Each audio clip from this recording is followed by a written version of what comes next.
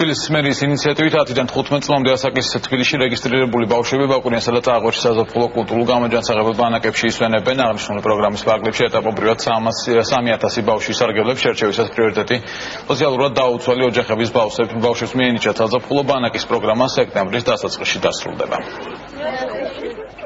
დღეისათვის 500 ბავშვი მიეგზავრება საზაფხულო ბანაკებში.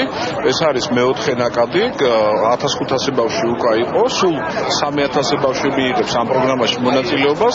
ძალიან მნიშვნელოვანია, იმიტომ რომ პროგრამა დატვირთულია სხვადასხვა კუთხით, ძირითადად სოციალური ადაპტაციის, ურთიერთობების, კომუნიკაციის და მე ვფიქრობ, რომ 10-დან 15 წლამდე ასაკში ესეთი პროგრამები განსაკუთრებით მნიშვნელოვანია. ეს პროექტი ძალიან მნიშვნელოვანია, ვინაიდან ითვალისწინებს ისეთი ბავშვების დასვენებას, რომელსაც არ აქვს საშუალება არიან სოციალურად დაუცველები და ვერ გადიან ქალაქიდან დასასვენებლად. სწორედ ამიტომ გამოიწყო თავის დროზე მერიამ ეს პროექტი და რა თქმა უნდა, მე თვითონ ხედავთ ამდენი გახარებული ბავშვი რომ მიდის დასასვენებლად და უფრო და უფრო ეს პროექტი გაგრძელდება აუცილებლად და კიდევ უფრო გაღრმავდება. ძალიან გაგვიხარდა ასე უფასოდ რომ ბავშვებს უშევენ ყველას და ძალიან სასიამოვნოა ჩემთვის მიყვარს ისეთი რაღაცეები და გადავწყვიტე თავში ვიყავით ჩემს მეგობრებთან ერთად. ბაკურიანის ბანაკში პირველად მივდივარ და რა ვიცი, რომ მომეწონება და კმაყოფილი იმედია, კმაყოფილი დავჩები.